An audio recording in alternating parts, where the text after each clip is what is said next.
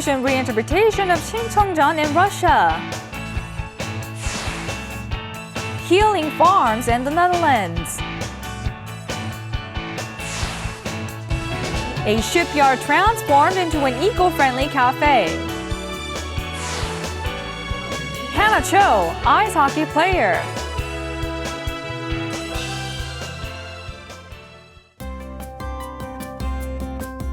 Hello, welcome to Going Global. I'm your host, Jung Se-mi. Which country in the Asia-Pacific region would you like to visit? A report compiled by a major credit card brand showed that Thailand is the most popular choice out of the 167 destinations in 22 nations. A total of 21.9 million tourists visited Bangkok last year, followed by Singapore and Tokyo in second and third places respectively, and Seoul ranked the sixth with 9.2 million tourists. There were other Thai cities in the top 10 list, such as Phuket at the 5th place and Pattaya at the 8th. Just dreaming of the next travel destination makes me excited. So how about planning a trip overseas this year? Traveling is always a great way to learn about yourself and about the world. And now let's start with the first story for today.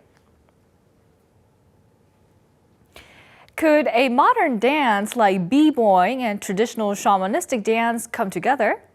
A Korean theater troupe took elements from both dances to present a modern reinterpretation of the Korean traditional story Simcheongjeon in St. Petersburg, Russia. This was the first time that a Korean troupe was invited to the theater. Let's find out more. This is the Stanislavski House of Actors, a theater in St. Petersburg, Russia. The theater is named after Russian actor and theater director Konstantin Stanislavski and is one of the most well-known cultural centers in the city. And for the first time ever, it has put on a Korean production. The performance is fusion Simcheongjeon featuring traditional samonori, b-boying, percussion music, and shamanistic dance. The performance has eliminated words and reinterpreted the classic tales so that anyone can understand the story. On one side, an actor dressed as a monk bows from the beginning of the performance to the end. 지금 시간이 지나면서 그것을 옛날식으로 어떤 풀이하는 것보다는 현대의 입장, 현대가 갖고 있는 시각, 그것을 가장 중점적인 부분으로 보았습니다. This performance was part of the 22nd International Drama Festival, sponsored by the city of St. Petersburg. 18 performances were held, and non-Russian teams from Korea, Poland, and Israel were invited. This was the first time a Korean troupe was invited, and the radical interpretation of a classic story caught the interest of the local audience. Современный, это было очень оригинально. Для западного человека, скорее всего, очень необычно, но в целом очень интересно. И сюжет тоже понравился, да. Это было целое представление, и танцы, и музыка, песни. В общем, было очень интересно. Вот сейчас я буду интересоваться больше корейской культурой, чтобы все понять.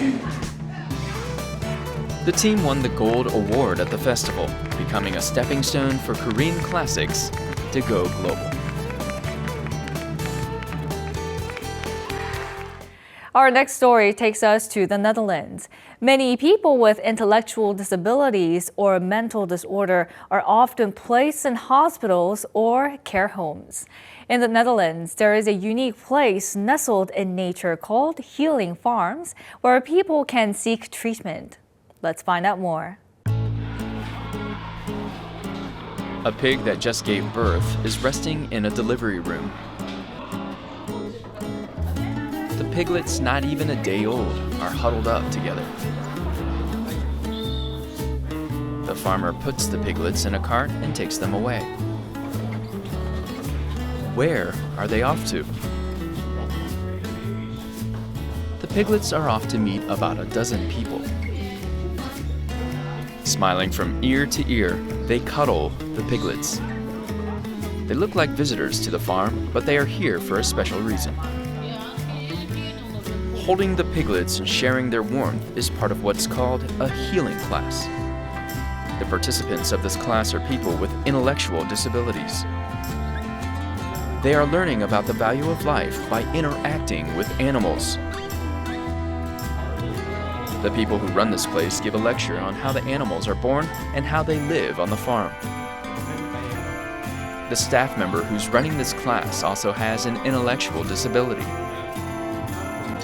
Wat vind je in de keuken het leukst? Kopjes ervan.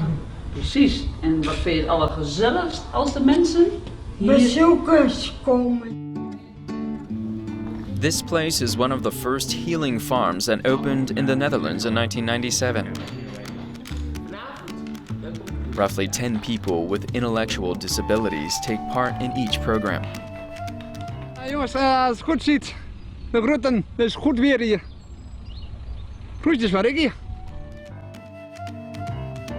Regular farms that were facing financial problems were transformed into healing farms. Gaan verkennen. Nou, soms konden ze iets betekenen voor de recreatie. Dan kreeg je een boerencamping. Maar er waren ook mensen die bijvoorbeeld, omdat ze getrouwd waren met iemand die uit de verpleging kwam, dachten van, goh, kunnen wij het combineren met zorg? Healing farms are cheaper than care homes and hospitals and offer a variety of activities. They are receiving the spotlight for their positive influence on the education and employment of people with intellectual disabilities. Other countries took note of these successful healing farms and began benchmarking them. Ja, Denemarken is wel bezig. In België, onze buren, zijn ze ook daar wel mee bezig. Maar verder het concept zoals het in Nederland is ontwikkeld. Dus het begint nu wel te komen. The government's support is also strong. The Dutch Ministry of Health, Welfare and Sport and the Ministry of Agriculture, Nature and Food Quality have set guidelines and are providing financial support. Besides government support, the farmers themselves are providing and receiving help from one another and running co-ops. Een studieclub, we hebben een Overijsselse zorgboeren, dus we zitten allemaal in, tot aan het ministerie, hè, dus een studieclub, dan de Overijsselse en dan de coöperatie. En daarmee zijn we dus constant in gesprek met elkaar. Maar we hebben ook mensen ingehuurd om ons te helpen daarbij, want het is echt een klus. Kijk, toen men begon, moest men natuurlijk ook kijken of men geld kon krijgen. En dat was van onze ziektekostenverzekeraars. Toen de jeugdhulp en ook de AWBZ naar de gemeente kwam, hebben wij uiteraard gezegd van, wij willen vergelijkbare kwaliteit ook. What began as a means to revive the farms has flourished into a place that embraces harmony and equality. Moving on to our next story. There are a couple of other unique places in the Netherlands.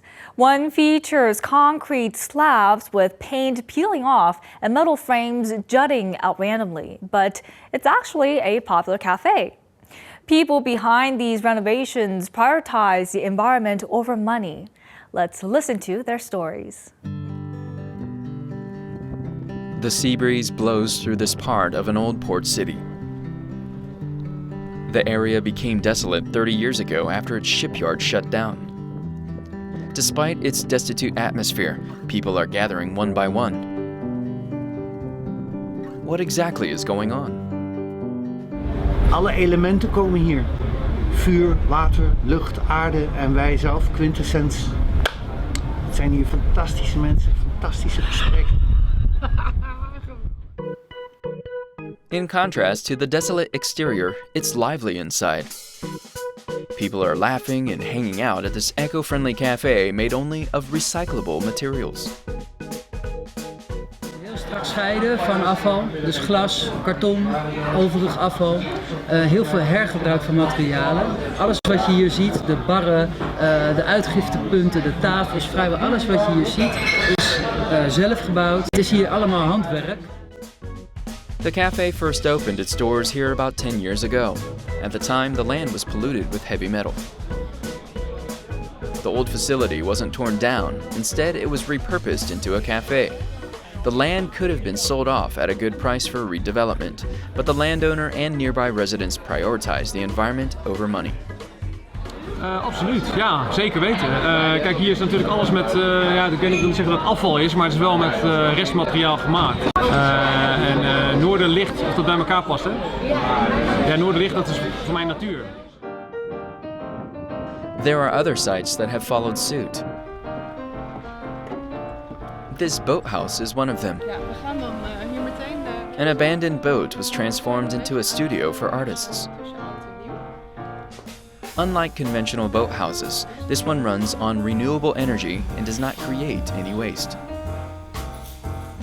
Dat is echt fantastisch. Hier zit het toilet boven. Dus en alles wat doorgespoeld wordt, komt in deze grote septic tank. Hier zit een bacteriecultuur in die alle vaste delen vloeibaar maken. En die pompen dat naar de helofietenfilters hierachter. Dat is eigenlijk ons. As word spread about this boathouse, artists in the region began to gather. After the boathouse was transformed into an eco-friendly art venue, locals and tourists started to drop by. We werken met hout en staal. We hebben een audiomachinist die maakt muziekinstrumenten van machines. En dan gaat in theatermakers, werkplaatsen voor kunstenaars met wat lager inkomen. En heb je dus ook wat lagere huur en dat is wel gesubsidieerd. The fact that residents and not the government played a major role in revitalizing an abandoned space gets the nod. Je kan wel afwachten totdat de overheid wat doet, maar je moet het zelf doen. En Gandhi heeft iets heel moois geschreven. Be the change you want to see in the world. Begin gewoon bij jezelf. Begin met je omgeving. Net zoals wij op de NSM met de NSM Energie. Today, when only new things are considered good, the residents of this old port city are demonstrating the true meaning of urban regeneration.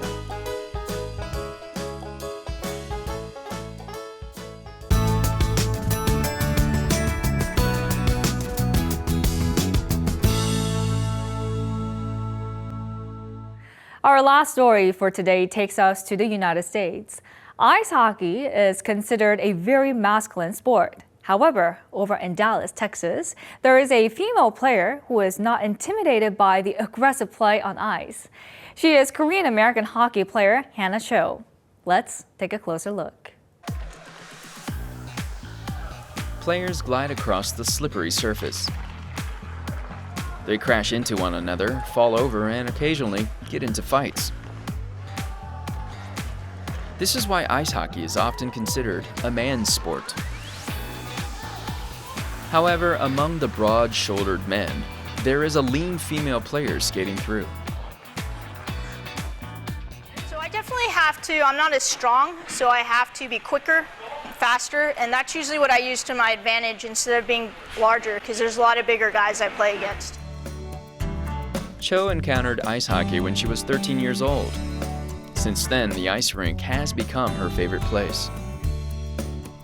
With dreams of joining the national squad, Cho spent every free moment practicing.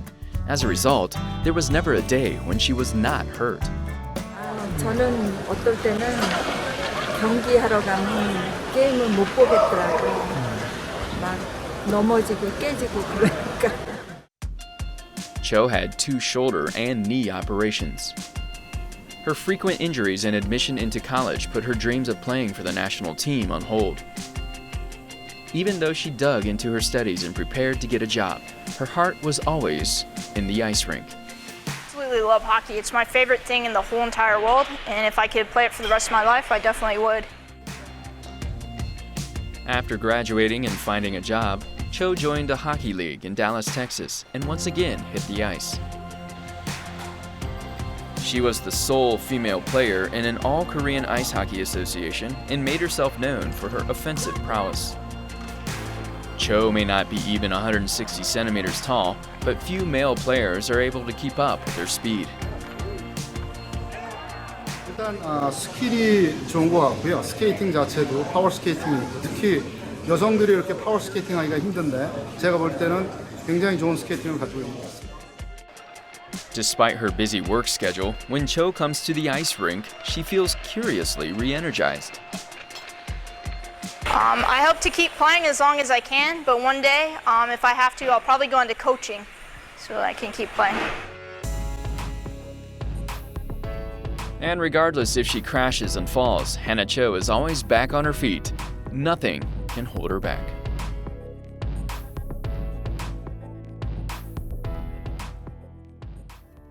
I hope you enjoyed today's stories on Going Global.